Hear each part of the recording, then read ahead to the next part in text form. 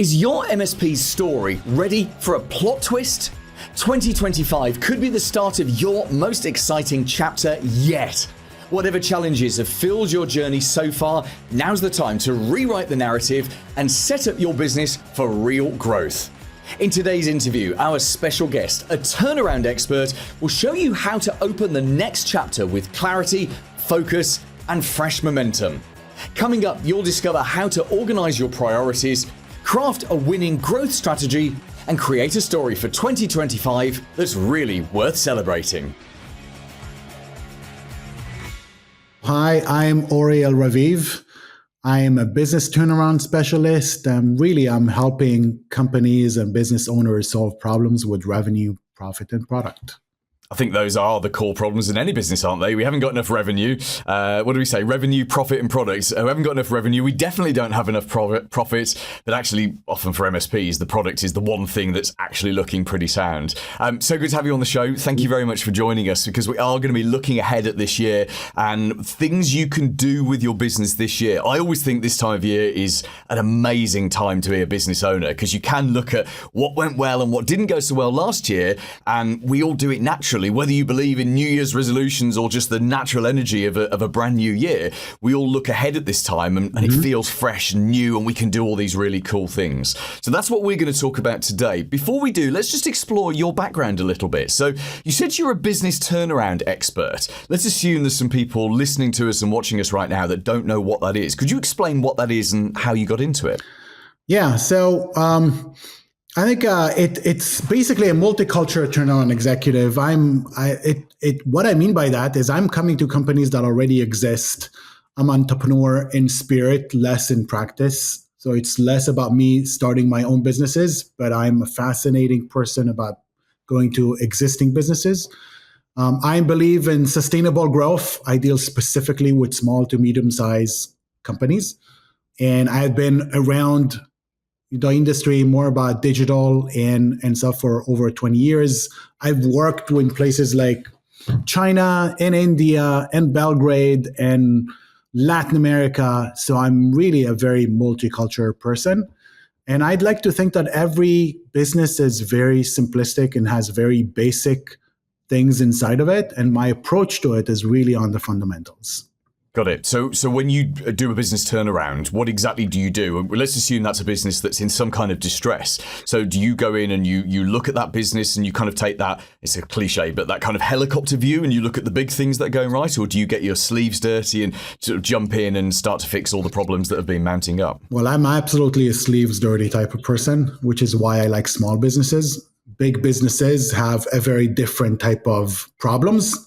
And small businesses is pretty much always the fundamentals. So I like going into the financials and P&Ls. I like to understand everything around the business. And I think part of the qualities that I have is fairly quickly understanding the landscape. And I would go into the business models. I would go into the financials. I would go into the people and the operations. I would talk to the owners. And I think that would be the first steps. Is just to get, all right, this is just a holistic view of what's going on, where do we stand, and then we go and hit the next phase of it. And from your experience for the small businesses that you've worked with, and most of the people listening to this and watching this, they own their business, they own their MSP. We typically aim this podcast at smaller businesses, that's sort of up to 25, 30 staff, which I think is the vast majority of MSPs anyway. So in your experience, where do most small businesses go wrong? Are there trends, or does it tend to be a unique problem for each business that you look at? So I do think there are unique problems, but I think they stem from fairly common problems. I think most of us as small business owners and on the MSPs, we tend to just fall into the day-to-day. And it is extremely hard to get ourselves outside of the day-to-day. We get used to our own problems. We get used to the own way of seeing things. And then we get a little bit trapped. So sometimes it's a business problem where just the business model just doesn't make sense. And there's something around it that doesn't make sense. Sometimes it's the way that the people, for example, people is an interesting thing. People are critical, to any business, as everyone will agree to it.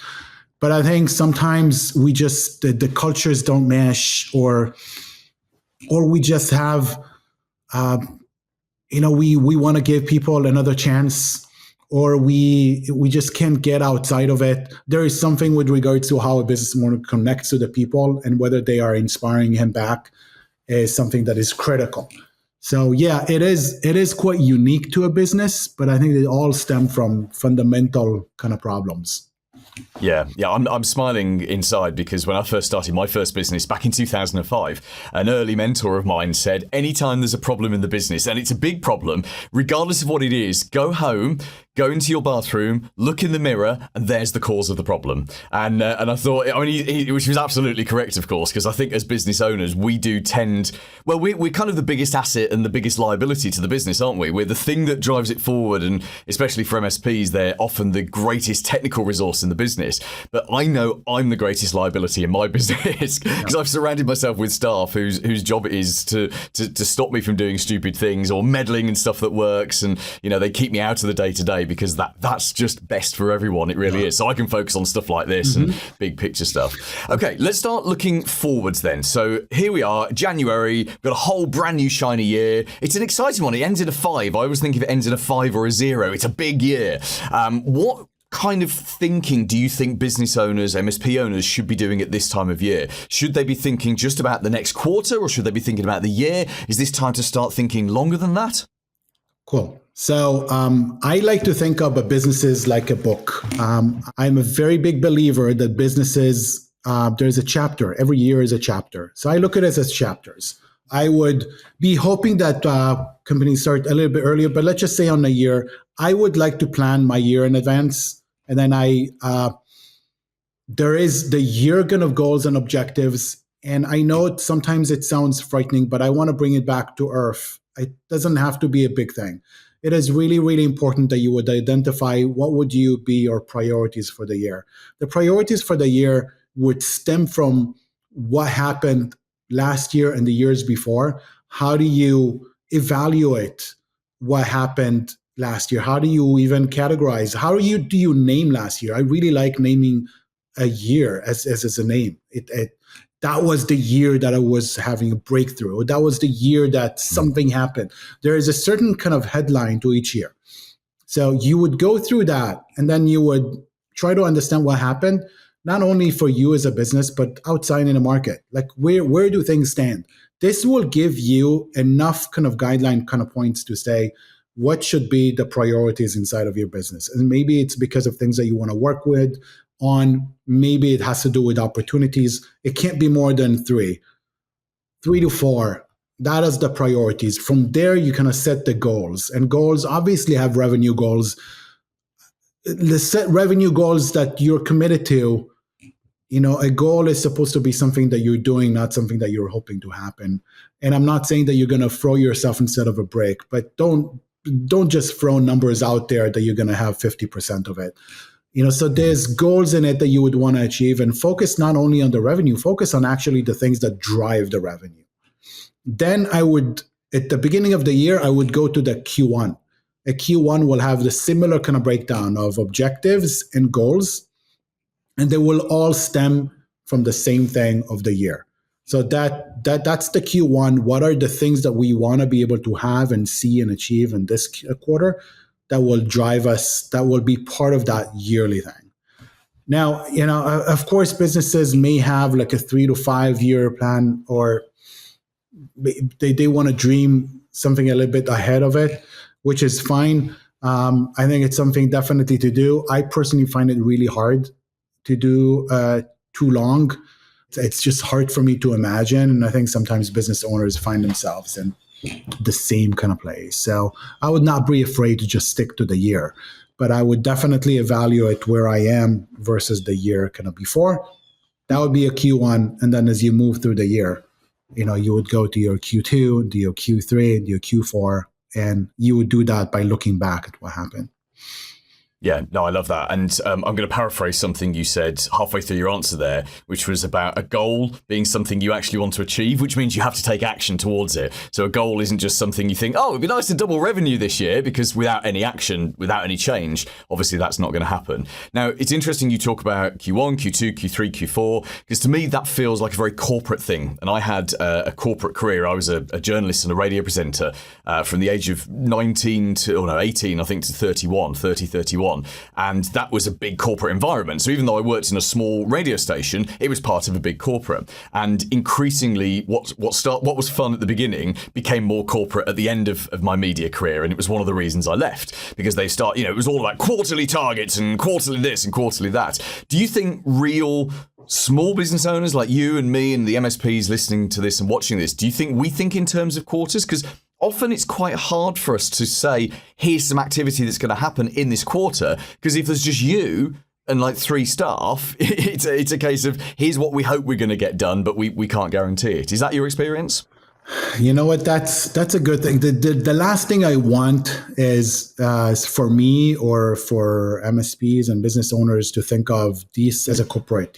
That's one of those things. Like, I hate it. Like, every time people speak about processes, there's something jittery about me that rejects even the name of a process, even though the things that we do are really processes in their own right.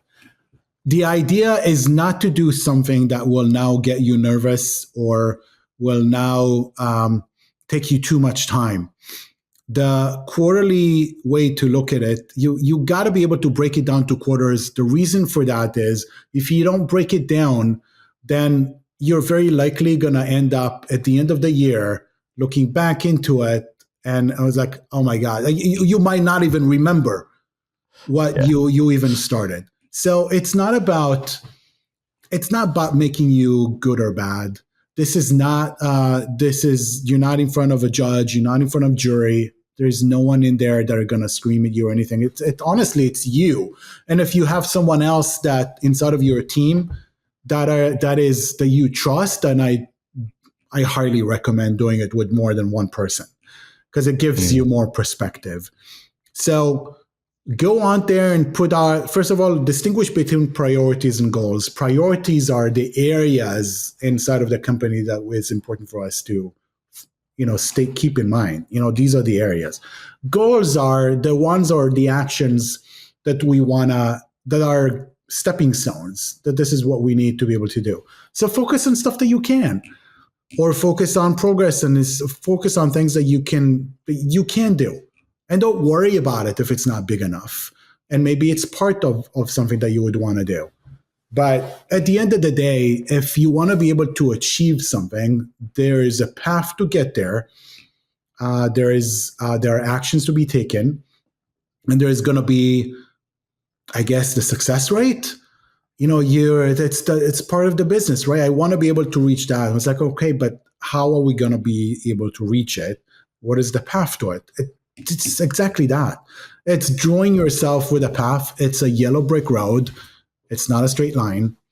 And, nothing will happen, if you're going to have to stray away in the meantime. But I believe that instead of feeling corporate, you will actually feel good. I mean, I guess the only advantage of thinking corporate is, if you underperform in a corporate environment, you get fired. And it was interesting you said earlier that you're not responsible to anyone as the business owner, which again I think is one of the double-edged sword things of being the business owner. You don't get fired for poor performance, right? Yeah. You promise yourself that this year, 2025, we're going to do this thing, whatever this thing is, this growth thing, and then you get to December and you're like, oh yeah, we never got around to that.